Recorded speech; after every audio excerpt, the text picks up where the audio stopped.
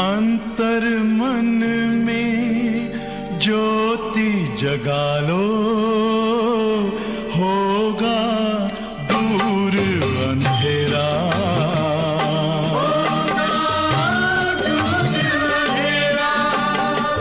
शिव का कर लो ध्यान, आ रहा पावन पुण्य सवेरा।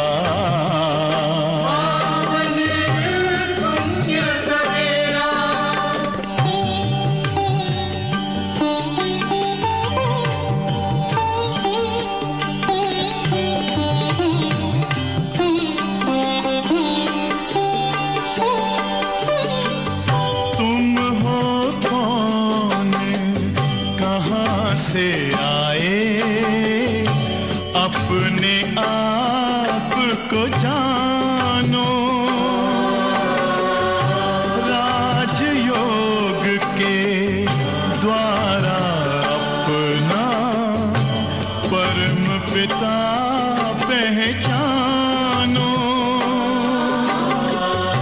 इसी राजपथ पर चलकर पालो अपना बसेरा।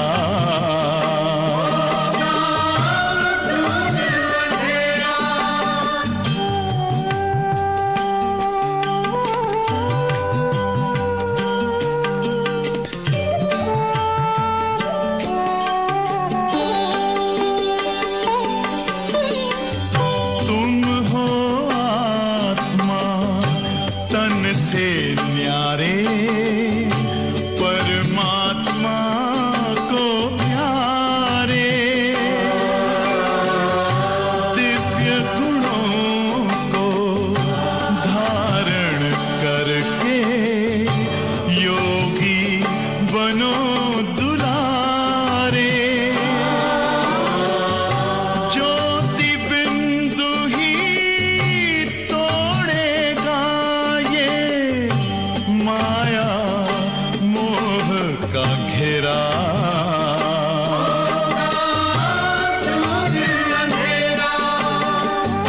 अंतर मन में ज्योति जगा लो, होगा दूर अंधेरा।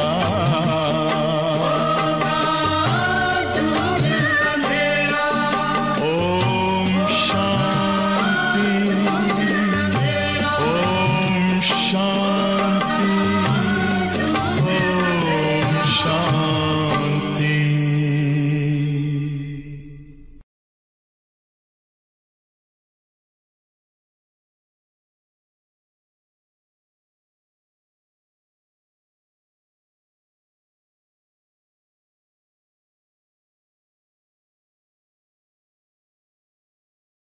ओम शांति।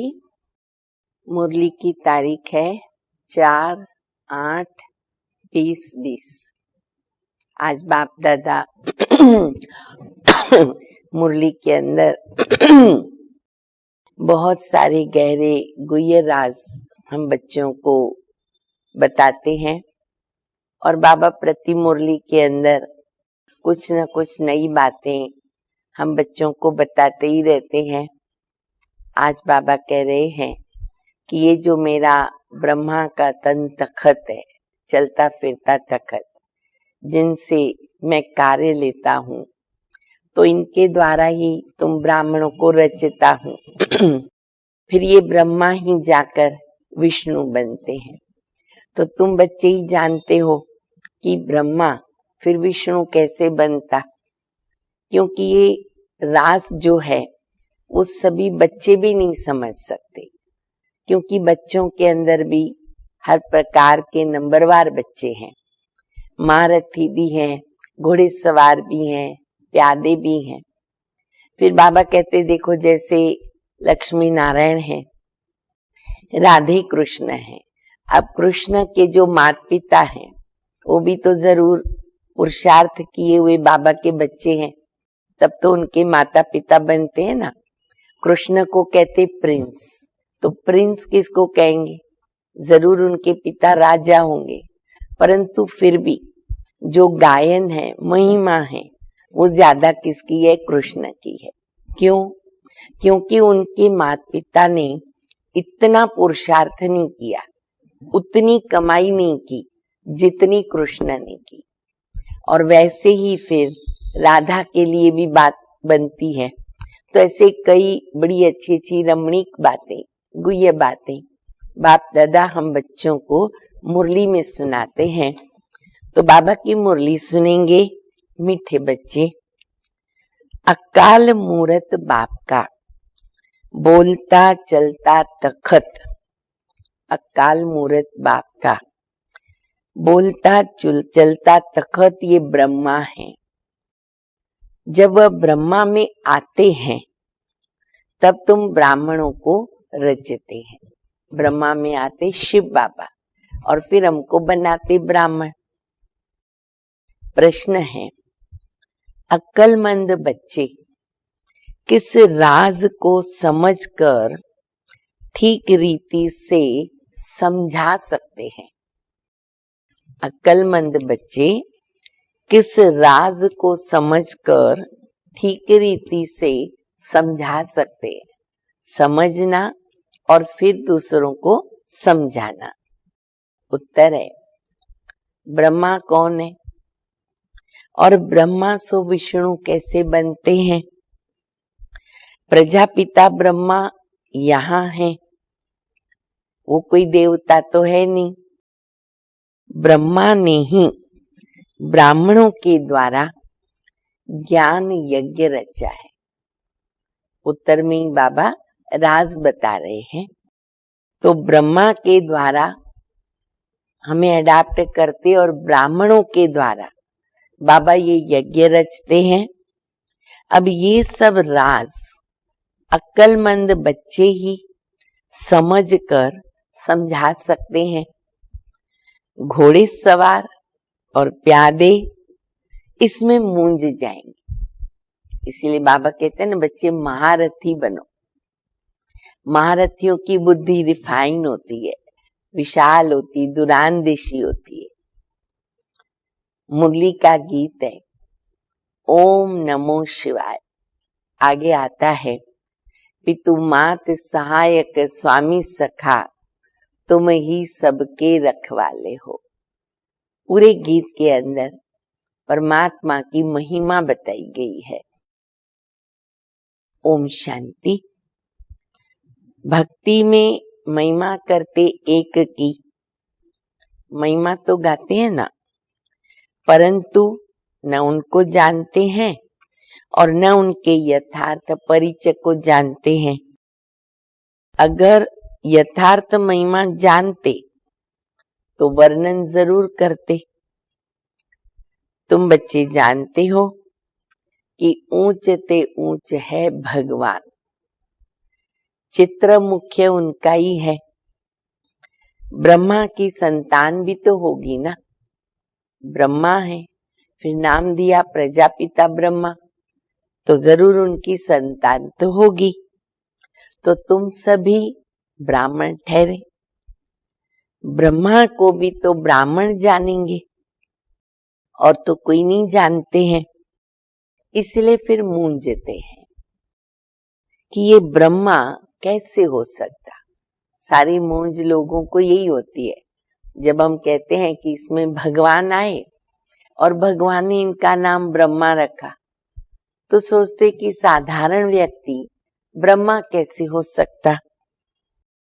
ब्रह्मा को दिखाया है सूक्ष्म वतनवासी। अब प्रजापिता सूक्ष्म वतन में तो नहीं हो सकता, सूक्ष्म वतन में तो मनुष्य नहीं है, तो प्रजापिता यहीं चाहिए, वहां रचना नहीं होती है। इस पर तुम्हारे साथ बहुत वाद विवाद भी करते हैं, डिस्कशन करते हैं ना कई, और मेन इस बात में ही करते हैं कि भगवान इसके तन में ही क्यों आया। ये तो साधारण व्यक्ति है हमारी तरह, इतने सारे गुरु, जगत गुरु, साधु संत, महान आत्माएं दुनिया में है, तो भगवान इसमें आया और फिर नाम कैसे ब्रह्मा रख दिया। तो समझाना चाहिए। ब्रह्मा और ब्राह्मण हैं तो सही ना।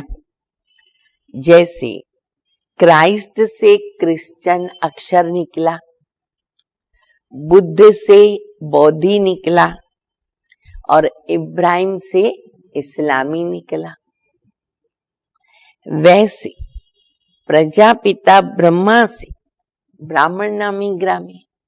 कितनी अच्छी पॉइंट बाबा ने बताई समझाने के लिए।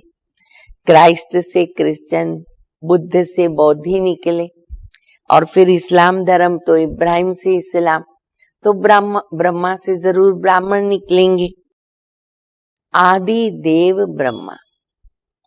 वास्तव में ब्रह्मा को देवता नहीं कह सकते हैं, वो भी रॉन्ग है। ब्राह्मण जो अपने को कहलाते हैं, दुनिया में जो अपने को जाति के ब्राह्मण कहलाते हैं, उनसे पूछना चाहिए। क्या पूछना चाहिए? ब्रह्मा कहाँ से आया? ये किसकी रचना है?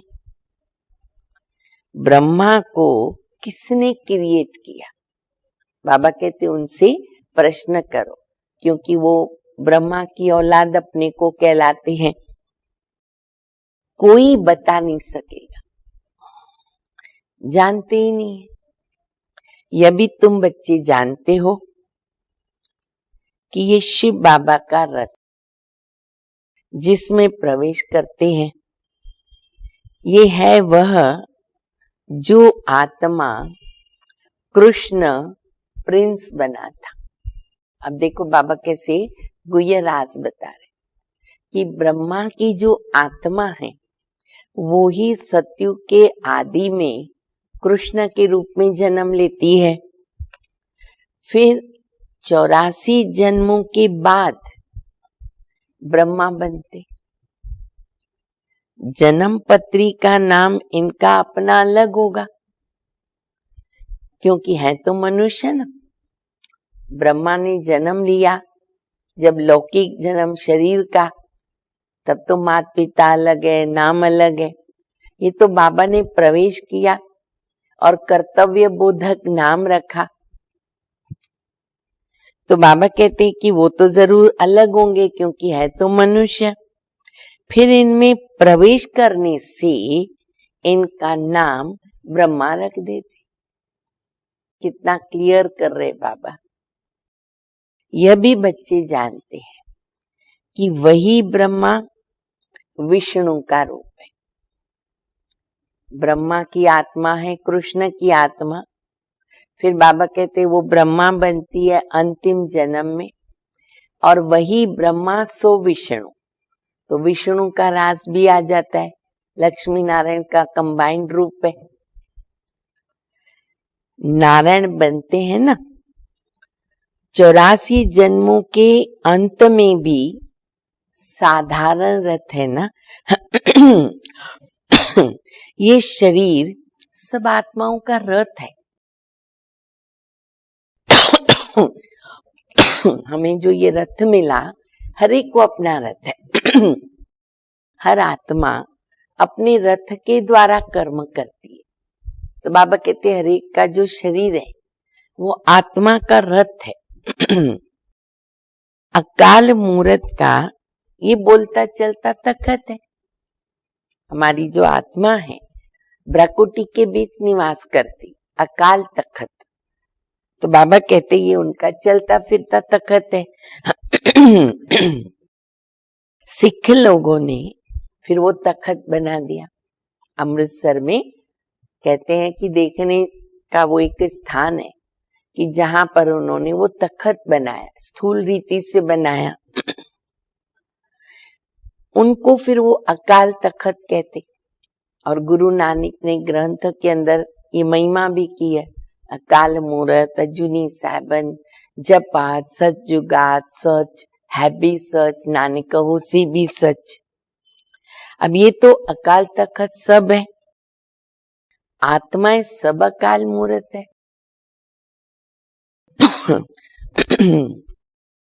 ऊंचते ऊंच भगवान को रथ तो चाहिए ना। परम आत्मा, निराकार। बोलेंगे कैसे?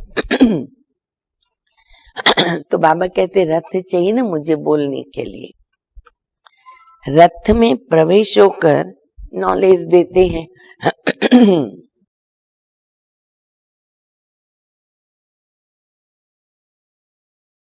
उनको ही नॉलेजफुल कहा जाता है। रचता रचना के आद मध्य अंत की नॉलेज देते। नॉलेजफुल का अर्थ अब बाबा दूसरा भी रहस्य बता रहे। बहुत सारे गुह्य रहस्य। अब भगवान को कह दिया नॉलेजफुल, तो बाबा कहते कि नॉलेजफुल का अर्थ दुनिया में क्या समझते? नॉलेजफुल का अर्थ कोई अंतर्यामी या जानी जाननहार नहीं है, जैसे कि लोग समझते हैं। सर्वव्यापी का अर्थ दूसरा है और जानी जाननहार का अर्थ दूसरा है। पॉइंट में पॉइंट है। भगवान को कहते ज्ञान का सागर, फिर वो कहते अंतर्यामी, फिर कहेंगे जानी जाननहार, फिर कहेंगे सर्वव्यापी। बाबा एक एक राज खोल रहे। मनुष्य तो सबको मिलाकर जो भी आता है बस कहते जाते। भगवान सब देख रहा, भगवान सब जानता है, कण कण में है, सर्वव्यापी है। अभी तुम बच्चे जानते हो, हम सब ब्राह्मण जो हैं ब्रह्मा की औलाद है। हमारा कुल सबसे ऊंचे। वो लोग देवताओं को ऊंचे रखते हैं क्योंकि सतयुग आदि में देवता हुए और देवता शरीर और आत्मा दोनों से पवित्र है। इसलिए लोग ब्राह्मण से भी ऊंच देवता को आगे रखते हैं। प्रजापिता ब्रह्मा की औलाद ब्राह्मण होते हैं, ये कोई भी नहीं जानता सिवाय तुम बच्चों के। अब उनको पता भी कैसे पड़े, जबकि ब्रह्मा को सूक्ष्म वतन में समझा। ब्रह्मा तो ऊपर समझते हैं ना, ऊपर बैठा हुआ है। यहाँ साकारी दुनिया में प्रजापिता ब्रह्मा हो सकता है, ये तो किसको कल्पना भी नहीं होगी।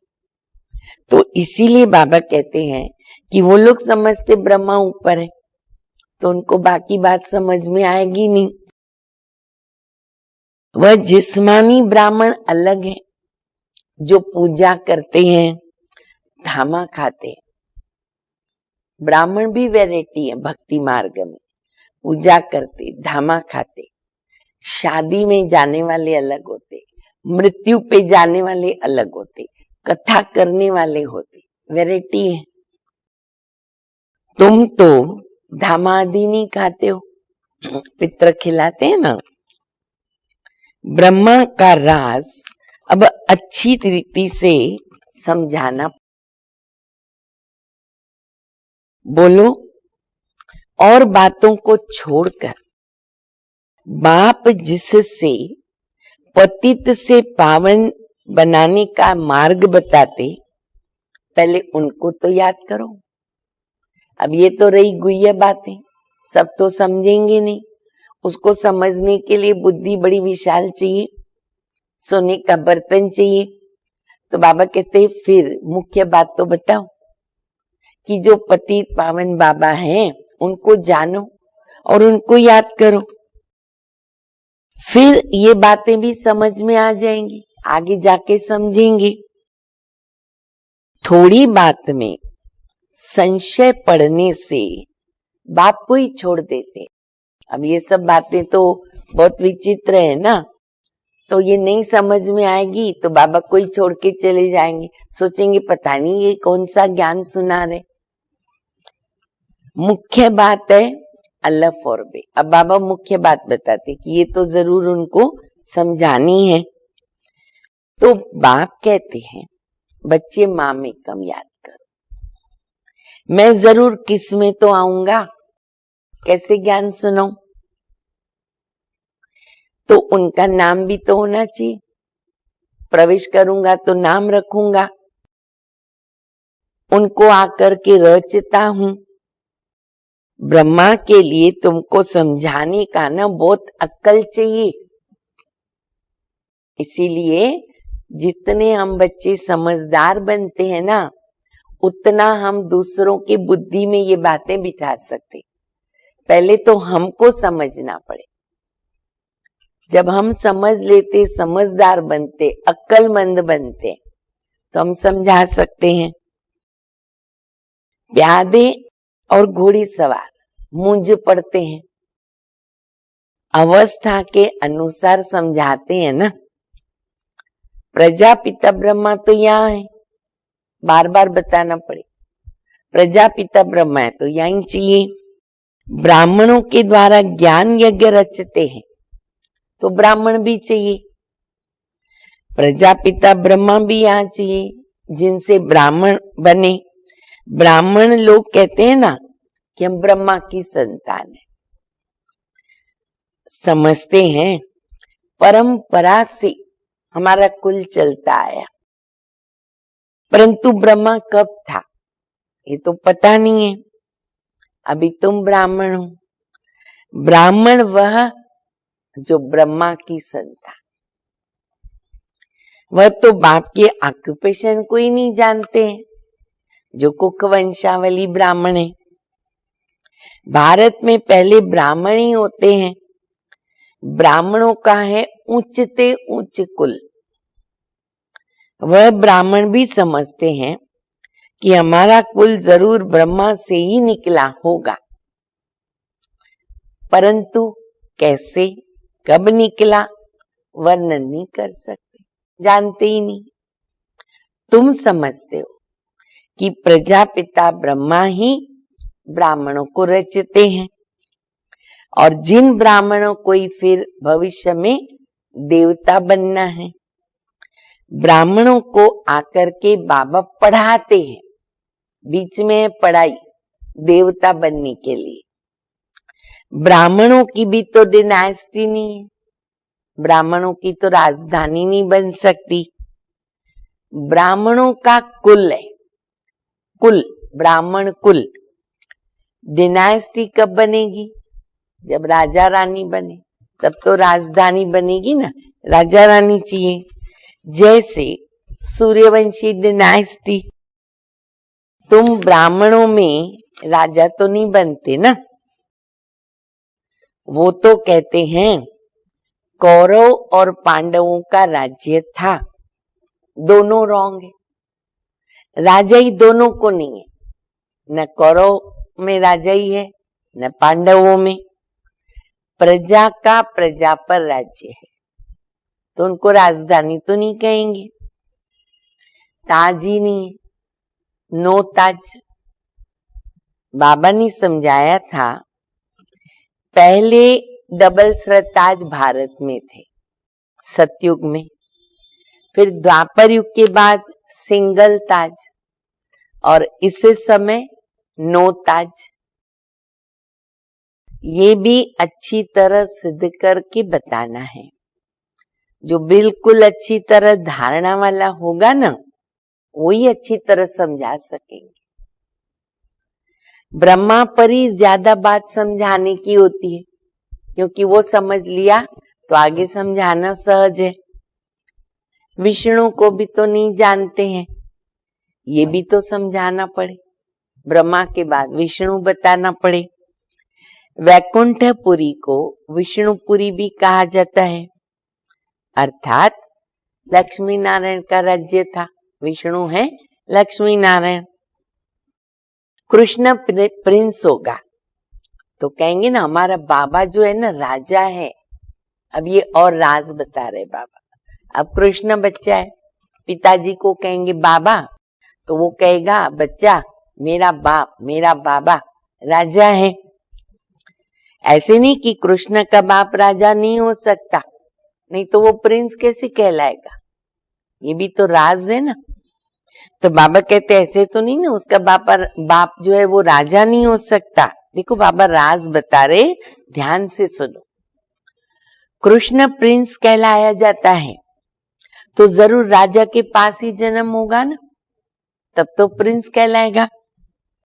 शाहूकार पास अगर जन्म ले तो प्रिंस कैसे कहलाएगा? कितनी गुह्य बात है। इनसे हम समझेंगे कि अभी भविष्य क्या है। तो बाबा कहते अगर शाहूकार के पास जन्म लिया तो वो प्रिंस कैसे कहलाएगा? राजा के पद और शाहूकार के पद में तो रात दिन का फर्क है। कृष्ण के बाप राजा का नाम नहीं है। अब दूसरी बात बाबा बता रहे, उसका पिताजी राजा बना परंतु बाबा कहते उसका नाम नहीं है। वो भी कारण बाबा बहुत अच्छा स्पष्ट बता रहे। बहुत ध्यान से आज की मुरली को समझना है। तो बाबा कहते हैं कृष्ण का कितना नाम वाला है। बाप का उच्च पद नहीं कहेंगे, वह सेकंड क्लास का पद है। किसका? उनके पिताजी का सेकंड क्लास का पद है। क्यों? सिर्फ निमित्त बनते हैं कृष्ण को जन्म देने के लिए। ऐसे नहीं कि कृष्ण की आत्मा से भी वो ऊंचा पड़ा हुआ है उसका पिताजी, तब तो वो बाप बना नहीं। कृष्ण से ही सो फिर नारायण भी बनते। बाकी बाप का नाम गुम हो जाता है। निमित्त बनता है बच्चे को जन्म देने के लिए, बाकी बाप का नाम गुम हो जाता है तो जरूर ब्राह्मण।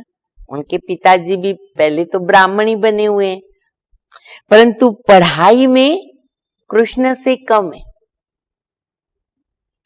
कृष्ण की आत्मा की पढ़ाई उनके बाप से ऊंच थी, तब तो इतना नाम होता है। आया ना पूरा राज समझ में। बहुत बाबा अच्छी बात बता रहे।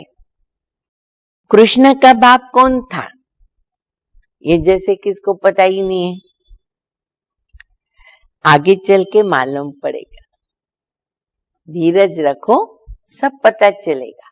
जन्म तो यहीं होना है राधे कृष्ण का, लेकिन विशाल बुद्धि, दुरानदेशी बुद्धि चाहिए।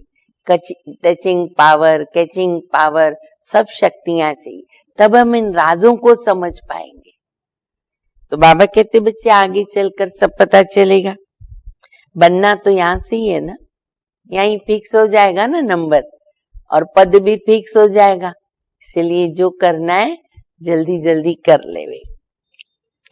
अच्छा, फिर बाबा बता रहे कि राधे के भी तो माँ बाप होंगे ना, जैसे कृष्ण के हैं वैसे राधे के भी होंगे, परंतु उनसे राधे का नाम ज्यादा है, उनके माँ बाप से राधे का नाम ज्यादा है, क्योंकि माँ बाप कम पढ़े हुए हैं।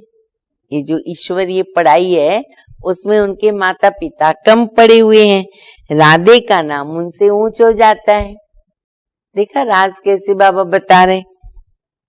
तो ये डिटेल की बातें हैं बच्चों को समझाने के लिए। अब ये डिटेल है, पर सारा मदार किस पर आ गया? पढ़ाई पर है। ब्रह्मा पर भी समझाने का अक्ल चाहिए। वही कृष्ण है, उनकी आत्मा ही तो 84 जन्म भोगती है। तुम भी तो 84 जन्म लेते हो। अब सब इकट्ठे तो नहीं आएंगे ना। जो पढ़ाई में पहले पहले आते हैं वो वहां भी पहले पहले आएंगे। एक्यूरेट ड्रामा बना हुआ है। बाबा कहते पढ़ाई में आगे जाएंगे, सतयुग में पहले आएंगे, सतयुग में पहले आएंगे तो पूरे 84 जन्म लेंगे। नंबरवार तो आते हैं ना। अब ये बड़ी महीन बातें, गिनती करो बाबा कितनी महीन बातें आज सुना रहे। कम बुद्धि वाले तो धारण ही कर नहीं सकेंगे। नंबरवार है, तुम ट्रांसफर भी नंबरवार होते हो। कितनी बड़ी क्यू है जो पिछाड़ी में जाएगी। इतनी प्रजा भी तो बननी है। नंबरवार अपने अपने स्थान पर जाकर के निवास करेंगे। सबका स्थान बना हुआ है। कहाँ? परम धाम में। आत्मा जाएगी अपने स्थान पे खड़ी हो जाएगी। बड़ा वंडरफुल खेल है। खेल को सोचते रहेंगे ना, वंडरफुल, कुदरत, जबरदस्त, आनंद लो। बाबा कहते मनोरंजन होगा, परंतु कोई समझते नहीं है। इनको कहा जाता कांटों का जंगल। यहाँ तो सब एक दो को दुख देते रहते हैं, वहां तो नेचुरल सुख है, एकदम नेचुरल सुख। दुख क्या होता है पता ही नहीं है। यहाँ आर्टिफिशियल सुख है, सुख है तो आर्टिफिशियल, रियल सुख तो एक बाबा ही देने वाला है। यहाँ है कांगविष्टा के समान सुख, तो दिन प्रतिदिन तमो प्रधान बनते जाते हैं। कितना दुख है। कहते हैं बाबा माया के तूफान बहुत आते। आप लोगों में से कोई बोलता है देखो बाबा कहते, कोई कोई बच्चे कहते बाबा माया के तूफान बहुत आते। माया न उलझा देती है, दुख की फीलिंग बहुत आती है। आपके बने हैं फिर भी दुख की फीलिंग आती है, माया आ जाती है। देखो बाबा क्या जवाब देते, सुखदाता बाप के बच्चे बनकर भी, ये बाबा का जवाब है, सुखदाता बाप के बच्चे बनकर भी अगर दुख की फीलिंग आती है, याद करो, अगर दुख की फीलिंग आती है तो बाबा कहते बच्चे ये तुम्हारा बड़ा कर्म भोग है। सुना सभी ने, कर्म भोग है। जब बाप मिला तो दुख की फीलिंग आनी नहीं चाहिए। मिला कौन, आनी नहीं चाहिए। जो पुराने कर्म भोग है उसे योग बल से चुकतू करो, योग करो, ज्यादा तपस्या करो, उसको चुकतू करो, दुख भाग जाएंगे, खुशी रहेगी। अगर योग बल नहीं होगा तो फिर मोचरा खा के चुकतू करना पड़ेगा। मोचरा माना सजा। मोचरा और मानी वो तो अच्छा नहीं ना। मोचरा और मानी, मानी माना कुछ खिलाना, भोजन आदि कुछ भी चीजें, जिसको कहते सजा खाकर पद पाना, ये तो अच्छा नहीं ना। बाबा कहते कोई हमें 2 थप्पड़ जोर से लगाए और फिर बोले लो ये पेड़ा खाओ, मजा आएगा पेड़ा खाने का? नहीं आएगा ना। तो ये ऐसी बात है, पहले खाया मोचरा, सजा, और फिर हमको थोड़ा पद मिल जाए, सुख मिल जाए। तो पुरुषार्थ करना चाहिए। योग करो, ज्ञान, पढ़ाई अच्छी तरह पढ़ो, उच्च पद पाने के लिए दिव्य गुणों को धारण करो, आत्मा को पवित्र बनाओ। बाबा कहते पुरुषार्थ करना चाहिए, नहीं तो क्या होगा? ट्रिब्यूनल बैठती है। ये जो अष्ट रत्न है ना, 8 रत्न फुल पास, वो बाबा के साथ धर्मराज के साथ ट्रिब्यूनल बैठती है।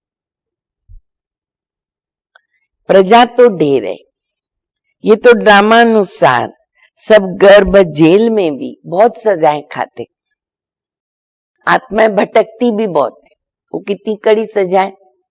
अभी देखो कोरोना से कितने लाखों मर गए, अब सबको शरीर नहीं मिला तो आत्मा का हाल क्या होगा? भटकती है। कोई कोई आत्मा तो बहुत नुकसान करती है।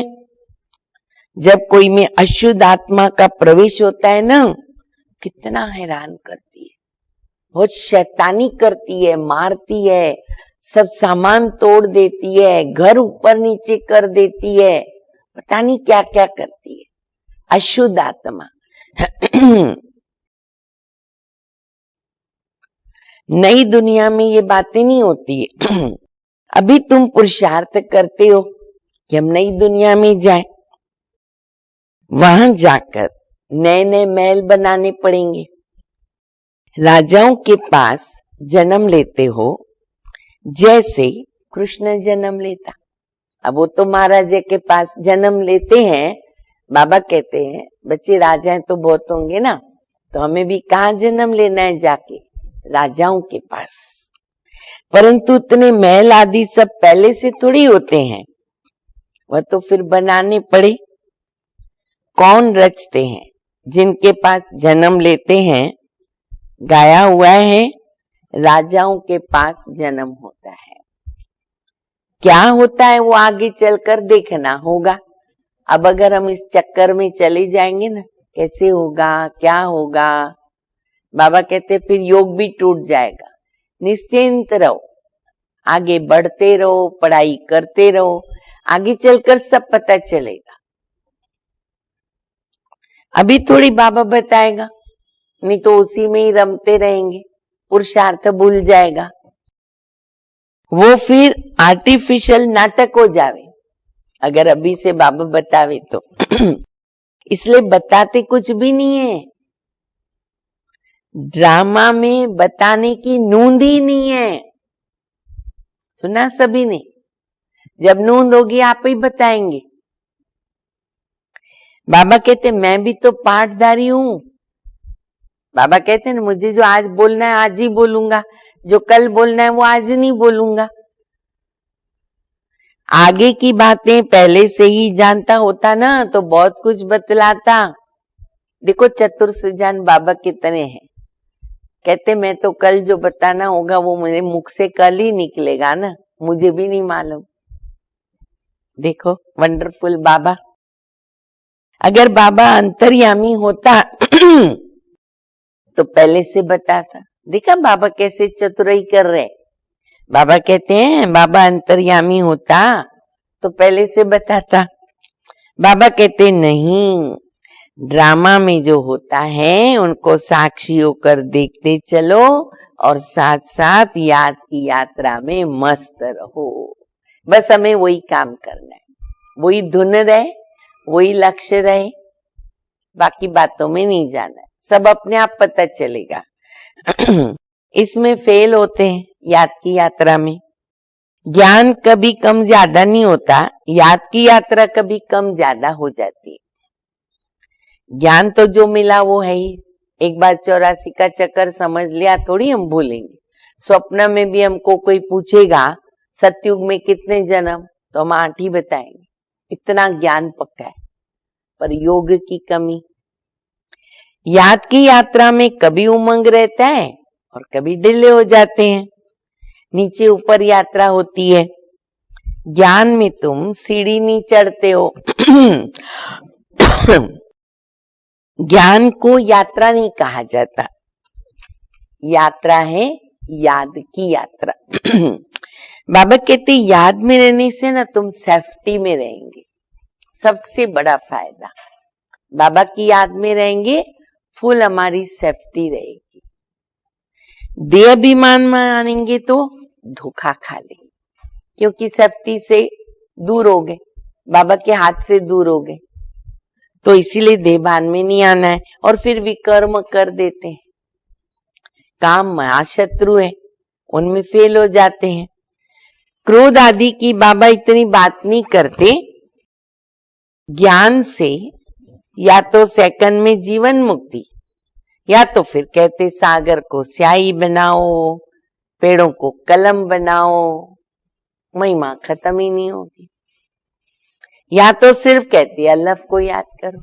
देखो वंडरफुल ज्ञान कितना है, 1 सेकंड का भी ज्ञान है और विस्तार भी है। हमें जो करना है करें, पर विस्तार को सार में समेटना है अभी।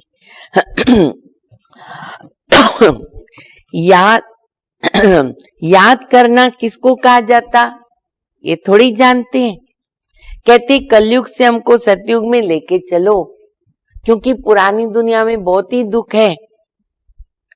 देखते हो बरसात में कितने मकान गिरते, अभी भी देखो गिर रहे, कितने डूब जाते। बरसात आदि ये सब नेचुरल कैलेमिटीज होगी, ये सब अचानक होता रहेगा, पूछ के नहीं आएगा। कुंभकर्ण के नींद में सोए हुए, अब सब अचानक हो रहा है। विनाश के समय जागेंगे फिर क्या कर सकेंगे, मर जाएंगे, समय ही नहीं हाथ में। धरती भी जोर से हिलेगी, भूकंप होगा, बाढ़ आएगी,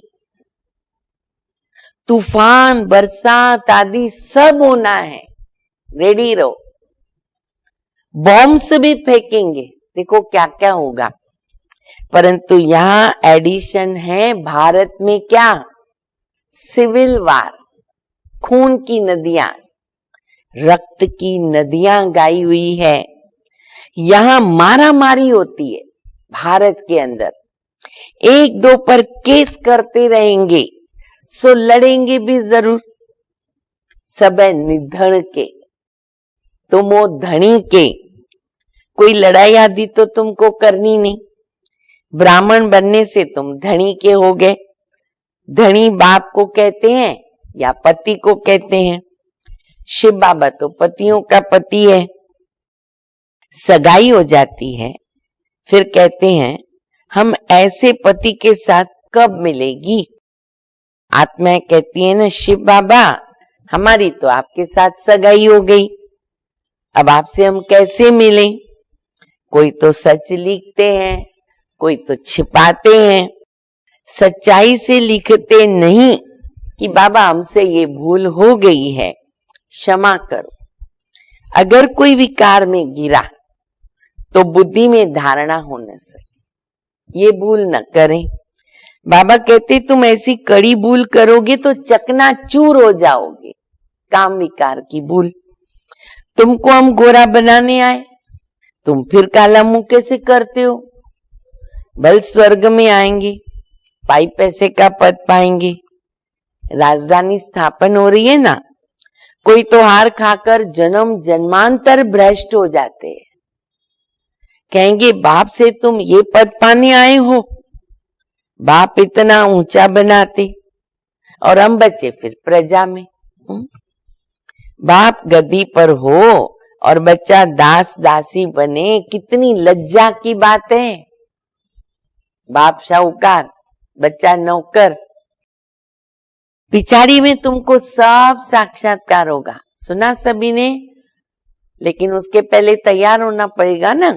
साक्षात्कार अच्छा हो, नहीं तो बहुत पछताएंगे कि नायक हमने ऐसे किया, हमने भूल की, पाप किया। सन्यासी भी ब्रह्मचर्य में रहते हैं तो विकारी लोग क्या करते हैं, माथा टेकते हैं, क्योंकि पवित्रता का मान है। मुख्य बात है पवित्रता। किसकी तकदीर में नहीं है, तो बाप आकर पढ़ाते हैं फिर भी गफलत करते। तकदीर में नहीं है तो सुनते हुए नहीं सुनते, याद ही नहीं करते, बहुत विकर्म बन जाते हैं। तुम बच्चों पर अब है बृहस्पति की दशा, इनसे ऊंची दशा कोई होती नहीं। देखो भाग्य को याद करो, बाबा ने हमारे ऊपर बृहस्पति की दशा रखी है। दशाएं चक्र लगाती है तुम बच्चों पर। फिर कहते हैं ना शुक्र की, शनि की, फिर बाबा, फिर कलयुग में राहु की, फिर बाबा आकर फिर से बृहस्पति की दशा बिठाते, चक्र लगाती रहती है। अच्छा, मीठे मीठे सिकिल दे बच्चों प्रति माता पिता बाप दादा का याद प्यार और गुड मॉर्निंग। रूहानी बाप की रूहानी बच्चों को नमस्ते। हम रूहानी बच्चों की रूहानी बाप को, माता पिता बाप दादा को याद प्यार, गुड मॉर्निंग और नमस्ते। धारणा के लिए मुख्य सार है पहला, इस ड्रामा की हर सीन को साक्षी होकर देखना है। ड्रामा की हर सीन को साक्षी होकर देखना है। एक बाबा की याद में मस्त रहना है। याद की यात्रा में कभी उमंग हमारा कम न हो। दूसरी बात, पढ़ाई में कभी गफलत नहीं करना। अपनी ऊंची तकदीर बनाने के लिए पवित्र जरूर बनना है। हार खाकर जन्म जन्मांतर के लिए पद भ्रष्ट नहीं करना है। वरदान है, मनमना भव के महामंत्र द्वारा सर्व दुखों से पार रहने वाले सदा सुख स्वरूप भव। मनमना भव के महामंत्र द्वारा सर्व दुखों से पार रहने वाले सदा सुख स्वरूप भव। जब किसी भी प्रकार का दुख आए तो मंत्र ले लो, गुरु का भी मंत्र लेते ना, दुख भाग जाएगा, बाबा ने तो दिया है। स्वप्न में भी जरा भी दुख का अनुभव न हो, तन बीमार हो, धन नीचे ऊपर हो, कुछ भी हो, लेकिन दुख की लहर अंदर नहीं आनी चाहिए। जैसे सागर में लहरें आती है फिर चली जाती हैं, लेकिन जिन्हें उन लहरों में लहराना आता है वो क्या करते, उन लहरों से सुखों का अनुभव करते, लहर को जंप दे करके क्रॉस करते। खास खड़े रहते हैं समुद्र किनारे, लहर आती है जंप मारते हैं। तो ये जैसे खेल होता है, तो हमें भी खेल करना है। तो सागर के बच्चे हैं, सुख स्वरूप है, दुख की लहर न आवे। स्लोगन है हर संकल्प में दृढ़ता की विशेषता, हर संकल्प में दृढ़ता की विशेषता को प्रैक्टिकल में लाओ, प्रत्यक्षता हो जाएगी। जो भी संकल्प करें केवल संकल्प नहीं, पर उसके साथ चाहिए दृढ़ता। दृढ़ता से क्या होता है, सफल होते, विजयी बनते हैं। अच्छा, ओम शांति।